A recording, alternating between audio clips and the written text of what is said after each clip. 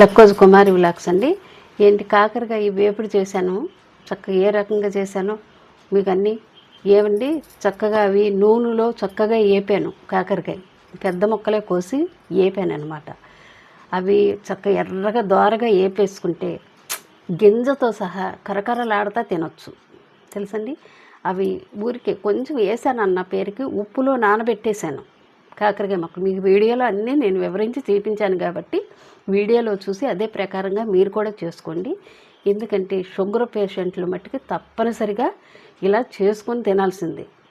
అలా చేసుకొని తినాల్సిందంటే అలా నేను చక్కగా వేపి ఒక బాక్స్లో పెట్టేసుకుని మీరు పొద్దున్న ఉదయాన్నే ఒక 2 ముక్కలు చాలు తింటే చాలా బాగుంటుందండి.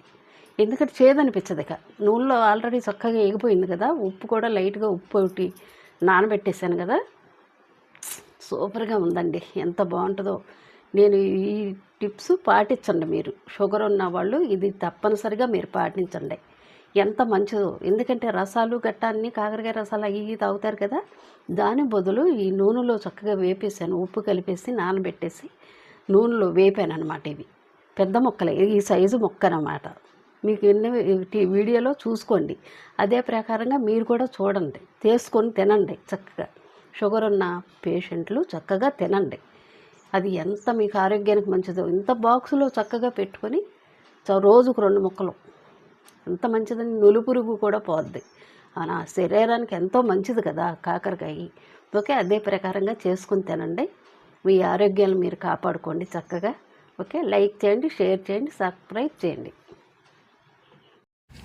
ఇదిగోండి ఈరోజు చక్కగా కాకరకాయ కూర వండి మీకు చూపిస్తాను. చక్కగా ఎలా చేసుకోవాలి ఏంటి. ఇది చక్కగా నిల్వ కూడా ఉంటుంది.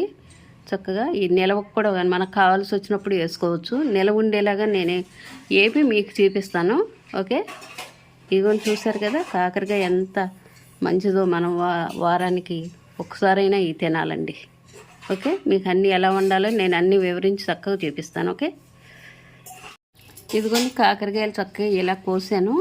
ఇప్పుడు మనం నూనెలో వేపేయాలన్నమాట. ఇవి మీకు అవి కూడా చూపిస్తాను నేను. చక్కగా నూనెలో వేపేసి చక్కగా మీకు అన్నీ వివరించి నేను అన్నీ చూపిస్తాను కదా ఎలా చేసుకోవాలి ఏంటో. ఓకే, చక్కగా ఈ రకంగా ఇలా ఈ నూనెలో చక్కగా వేపేయాలి బాగా. అది కూడా మీకు చూపిస్తాను. ఓకే, అదిగోండి ఇదిగోండి. ఇప్పుడు చక్కగా ఇదిగో ఈ రకంగా ఉప్పు సాల్ట్ తీసుకొని ముక్కలన్నీ చక్కగా ఈ రకంగా ఇలా పట్టించేయాలి తెలుసండి. చక్కగా ఈ రకంగా ఉప్పు పట్టేసేలాగా ఉప్పు ఒకటే ఇప్పుడు ఈ నూనెలో వేపుకోవాలండి చక్కగా. చూసారుగా ఇదిగోండి ఉప్పు అది చక్కగా పట్టి ఉంటుంది. అయితే మళ్ళీ నేను ఇగోండి నూనె పోసాను. చూసారుగా అది ఆ నూనెలో చక్కగా వేపేసుకోవాలన్నమాట అది.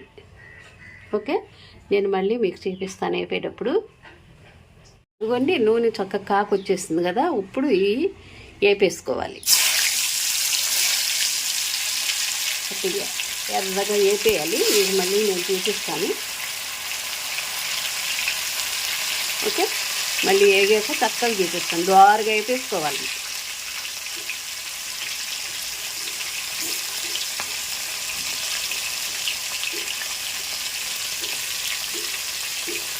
చూసారా మనకు నిల్వ ఉంటాయి అన్నమాట. ఇలా ఆయిల్లో వేస్తే చక్కగా నిల్వగా ఉంటాయి. తర్వాత అప్పుడు మీకు చూపిస్తాను నేను ఉప్పు కారం గురించి. చక్కగా ఎర్రగా వేపేసుకోవాలి నూనెలో ఇలా గారెలాగా. ఇవ్వండి చూసారా చక్కగా ఎగుతున్నాయి. అది ఆ రకంగా చక్కగా వేగాలి. మళ్ళీ చూపిస్తానండి.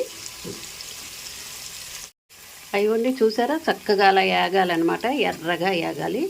చూసారుగా ఈ విధంగా చక్కగా చక్కగా ఎగిపోవాలి. మరి నిల్వ ఉండవా?